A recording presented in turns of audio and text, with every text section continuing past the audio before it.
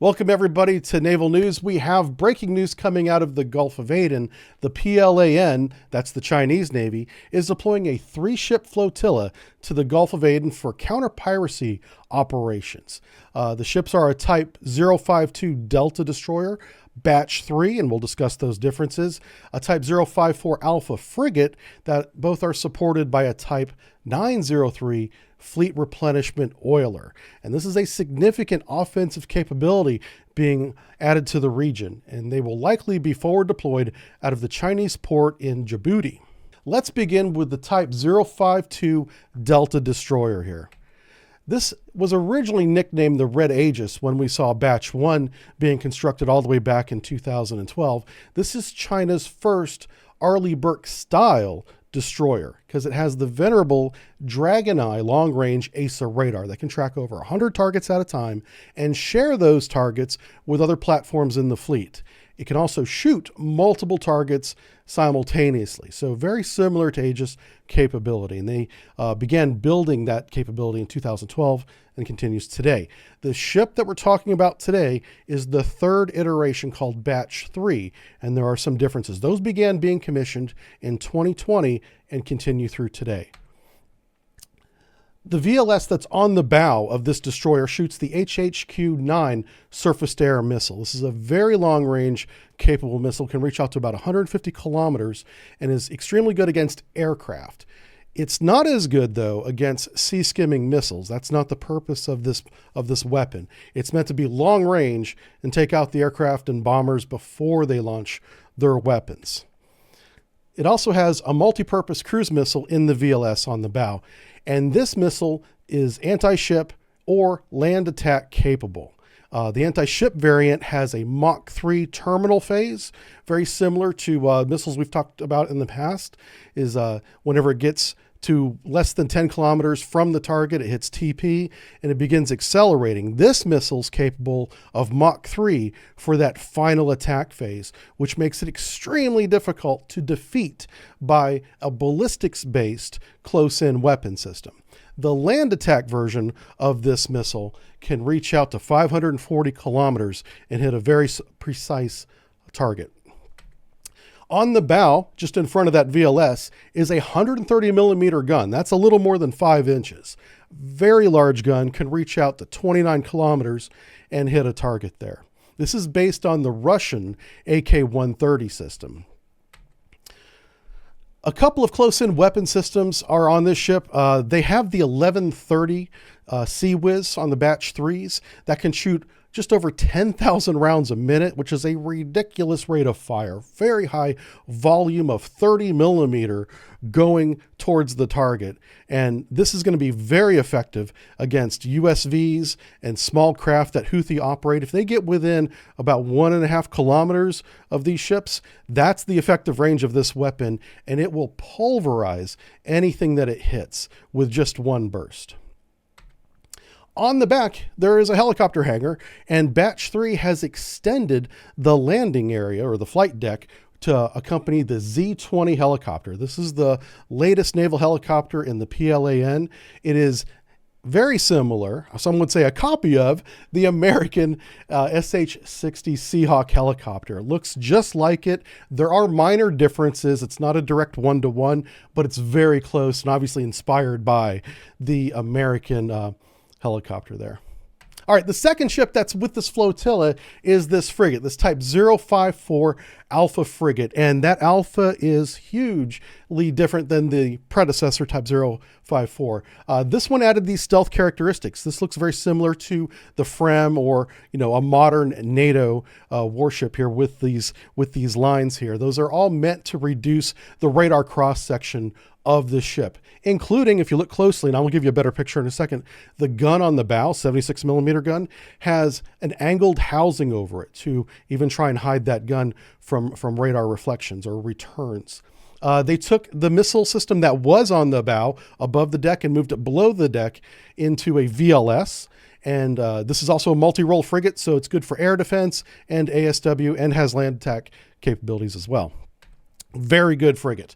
Let's begin with this HHQ-16 surface-to-air missile that's in the VLS on the bow. This is a very fast missile, also quick to spin up, rapid reaction, great for fleet defense, only has a range of about 20 miles, but it gets there in a hurry because it goes at Mach 4.5 to the target. And this missile, unlike the HHQ-9 system, this one's very good at hitting sea-skimming cruise missiles. So this would likely be used in fleet defense. If the destroyer didn't hit the plane before it launched its weapons, and they have incoming weapons, this ship would take up the role of defeating those sea-skimming cruise missiles. And that's why they deploy this frigate with this destroyer together, because together they make a more comprehensive fleet, or flotilla in this case. This is a very good weapon system inside 20 miles.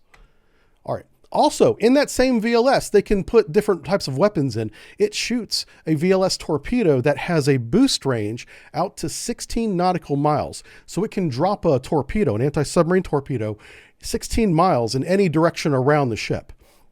Once that torpedo's in the water, it starts up its electric motor, and in slow speed, which is 26 knots, it can go 30 kilometers additional. So it could be very long range. You know, if submarines get within, you know, maybe about 30 to 32 miles of this thing, they're within range of this weapon technically.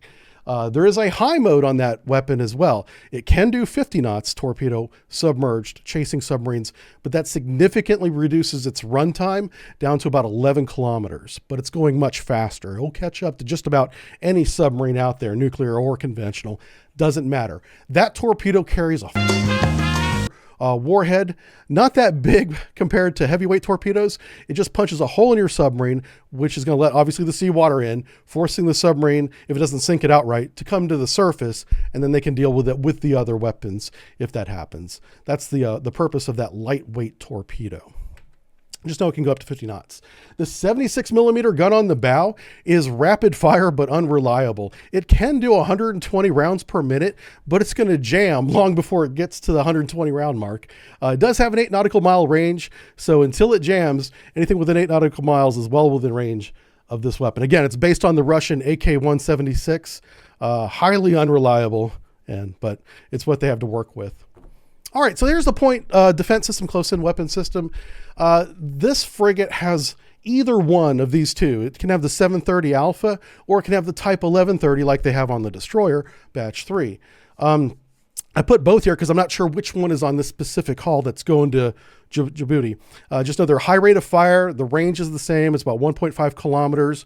Burst fire in 1 second. Either one of these is going to give you 100 rounds of 30 millimeter on target or more, because the 11 barrel one will be somewhere in the vicinity of like 150 rounds per second on a target. So this is going to be very effective against those unmanned surface vessels that the Houthis are running out trying to hit ships. So this is probably how they're going to employ these.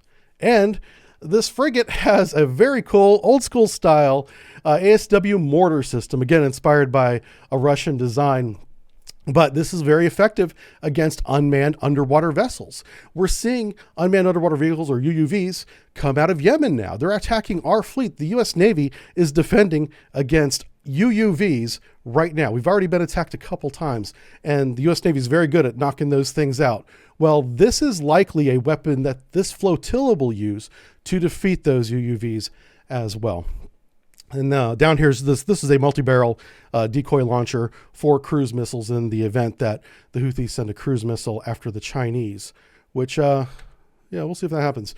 All right, there's a helicopter hangar on the frigate as well. They can operate the smaller from the Z-20, the Z-9 Charlie helicopter. This is multi-role. This one actually has a dipping sonar on it. Yeah, so dipping sonar, surface search radar. It can launch TV guided or image guided anti-ship missiles, very similar to like a Hellfire, very small, but would be excellent against small boats.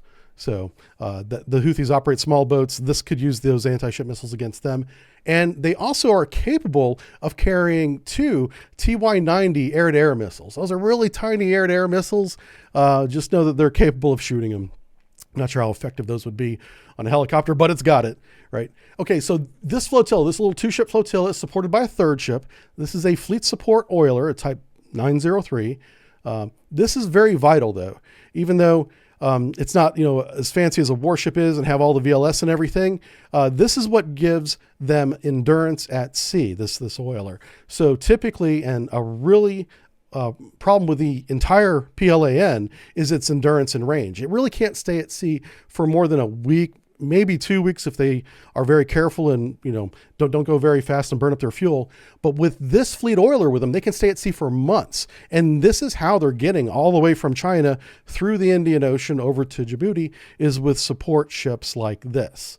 So the fleet oiler is accompanying the destroyer and the frigate that's on the way to Djibouti. Absolutely vital. This is Djibouti. This is where they're going. There's Yemen, Gulf of Aden, Red Sea, and this is their base. Look at this thing right around, folks. $590 million right here. They started constructing this in 2016. Has a deep water pier, which is something the Americans don't have. We have a base there too, just not as nice as this one.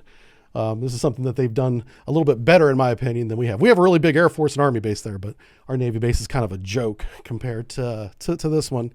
And so normally we see 6 ships operate out of here for the Chinese Navy. They've done counter piracy operations since 2016, actually even a little bit less before then, but this base started being built in 2016. And so they're very experienced in this part of the world doing this mission. And so we don't expect anything really to change there.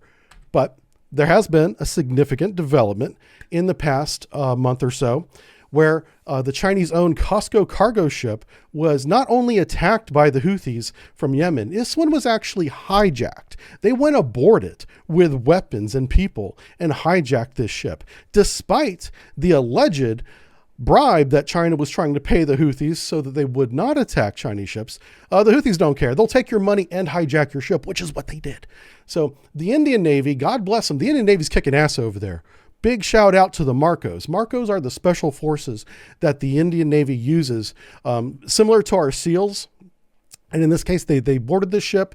Whenever the Indian Marcos got on board, the Houthi hijackers had already fled because they saw that there was going to be open conflict. So once again, the Houthis, as soon as they meet armed, organized resistance, like a properly trained military, they flee.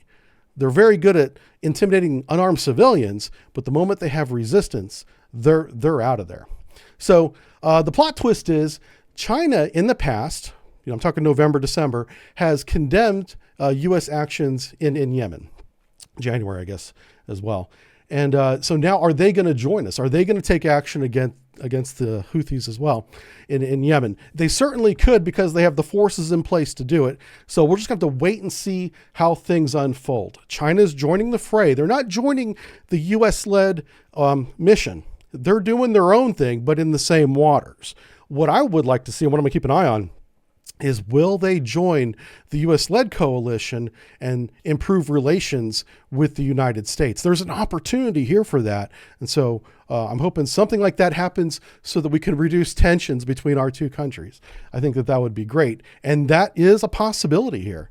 So now, if you want to know more about the PLAN or the Chinese warships, I have very detailed, unclassified breakdowns of every ship in the PLAN. I suggest you start by watching this one.